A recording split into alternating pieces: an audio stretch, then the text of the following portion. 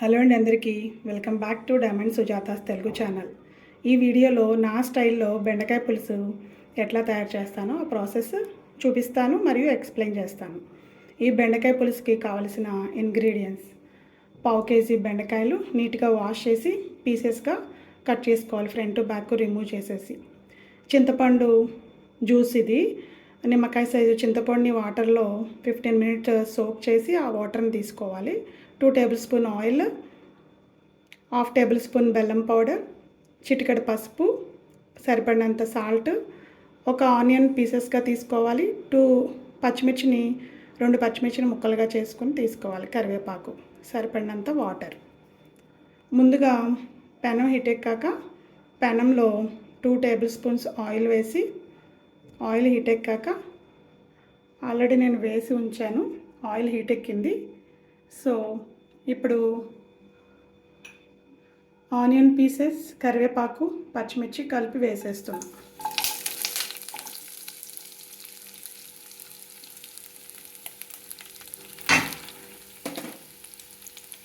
ఒకసారి కలుపుకొని గలుపుతూ కొంచెం సేపు ఒక 1 or 2 మినిట్స్ మగ్గనివ్వాలి.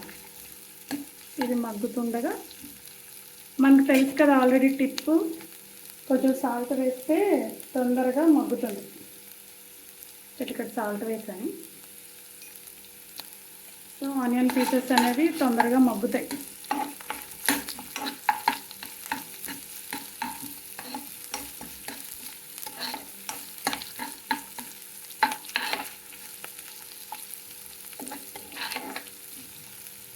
కొంచెం సేపు మగ్గనిద్దాం.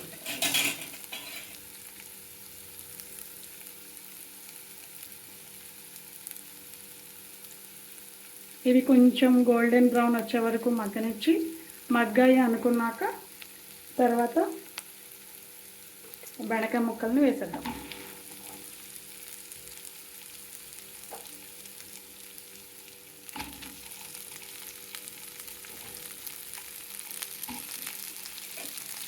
ఒకసారి వేసాక కలుపుకొని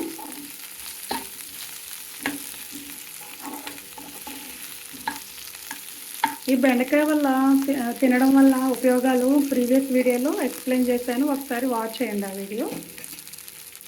బెండకాయ తినడం వల్ల ఊబకాయ ఉన్న వాళ్ళకి అట్లానే చాలా ఆరోగ్య ప్రయోజనాలు ఉన్నాయి. అవన్నీ ప్రీవియస్ వీడియోలో ఎక్స్ప్లెయిన్ చేశాను, ఒకసారి వాచ్ చేయండి. దీంట్లో చిటికెడు పసుపు,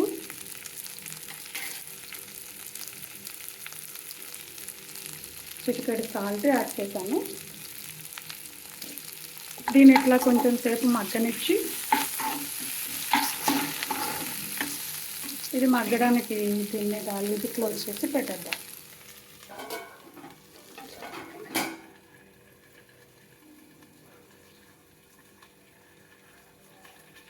అది 2 మినిట్స్ అట్లా మగ్గుతుండగానే ఒకసారి ఓపెన్ చేసి చూసుకొని ఒకసారి కలుపుకొని, మనకి ఇది ఎక్కువ మగ్గిపోనక్కర్లేదు, ఎందుకంటే దీంట్లో న్యూట్రిషన్ వాల్యూస్ అనేవి పోతాయి బెండకాయలు. సో గ్రీన్గా ఉంటేనే మంచిది తినడానికి. మనం ఏమనుకుంటాం, కుక్ అవ్వలేదు, ఇంకా బాగా ఉడకాలి అనుకుంటాం. అట్లా బాగా మగ్గబెట్టేస్తే దీంట్లో ఉన్న న్యూట్రిషన్ వాల్యూస్ అనేవి పోతాయి. ఇప్పుడు దీంట్లో కొంచెం వాటర్ యాడ్ చేద్దాం, సరిపడినంత, ముక్కలు ములిగే వరకు.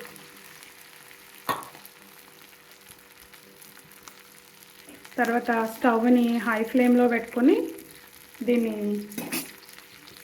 వాటర్లో కొంచెం సేపు మగ్గనిద్దాం. కొంచెం సేపు అంటే వాటర్ అబ్జర్వ్ చేసుకునే వరకు. ఆల్రెడీ మనకి బెండకాయ ముక్కల్లో వాటర్ కంటెంట్ అనేది ఉంటుంది, అయినా సరే కొంచెం వాటర్ పోసి మగ్గనిద్దాం. ఎందుకంటే చింతపండు పులుసు అనేది ఇమీడియట్గా వేసేస్తే పుల్లగా ఉంటుంది, అది అంత టేస్టీగా ఉండదు.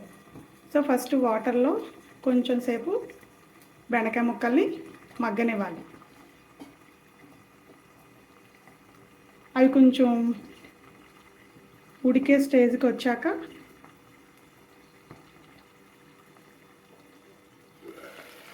చూసారా చక్కగా ఉడుకుతున్నాయి.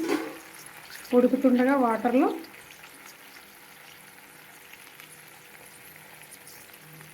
ఈ చింతపండు జ్యూస్ ఆల్రెడీ తీసి పెట్టుకున్నాం కదా, ఈ చింతపండు జ్యూస్ని యాడ్ చేసేసి మనం 1/2 టేబుల్ స్పూన్ బెల్లం పౌడర్ తీసుకున్నాం కదా, ఈ బెల్లం పౌడర్ని కూడా యాడ్ చేసి కొంచెం సాల్ట్ కూడా వేసుకొని ఒకసారి కలుపుకొని, ఈ బెల్లం పౌడర్ ఎందుకు వేస్తామంటే మరీ చింతపండు పుల్లగా ఉంటే బాగోదు ఈ పులుసు అనేది. కొంచెం ఎట్లా ఉండాలంటే కొంచెం తీపి కూడా తగులుతూ ఉండాలి, మరీ పుల్లగా కాకుండా. అందుకని మేము అట్లా వేస్తాం, మా ఇంట్లో అట్లా నేర్పించారు. సో అదే పద్ధతి అలవాటైంది. ఇప్పుడు లిడ్ క్లోజ్ చేసేద్దాము. కొంచెం సేపు మగ్గనిస్తే మగ్గినాక చూసుకొని టేస్ట్ చూసుకొని సర్వ్ చేసుకోవడమే. ఇది రైస్లో కానీ బ్రౌన్ రైస్లో కానీ బాగుంటుంది. నా వీడియోని వాచ్ చేసినందుకు ధన్యవాదాలు. నచ్చితే please like, share and subscribe my channel.